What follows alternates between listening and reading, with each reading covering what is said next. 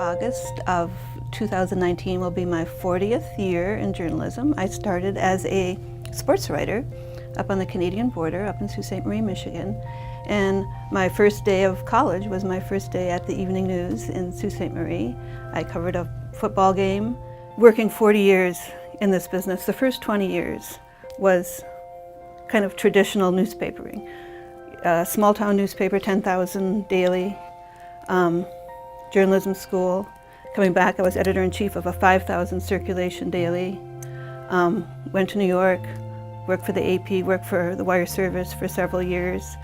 Ended up leaving there and going into teaching journalism, and was a year away from tenure when my husband was offered a job in Oklahoma, which we had no connection to whatsoever.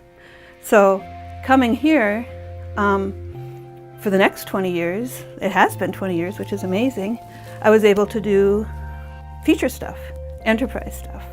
And I had started off at a small newspaper taking photographs, but as I kind of worked my way up the ladder, that had fallen by the wayside. I was a writer, I was a reporter, I was an editor. But coming to Oklahoma, I could explore the photography again. So I think highlights would probably be the centenarians. Starting in 2006, before the state centennial. It was supposed to be a feature story if I could find 4 or 5 people who were 100 years old or older.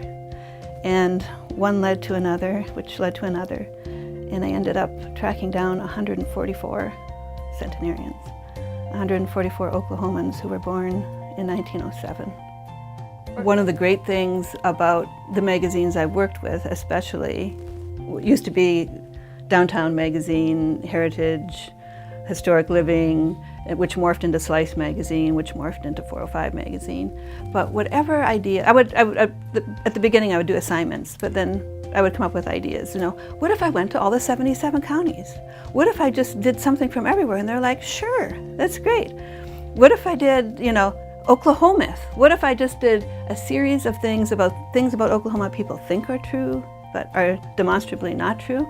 That sounds great. Why don't you do that? You know, whatever it is, they're just go for it. And I don't know if that kind of support is usual, especially in this day and age with shrinking news holes. And you know, I'm just grateful that they would trust me and just say, yeah, do whatever you want. It'll be great.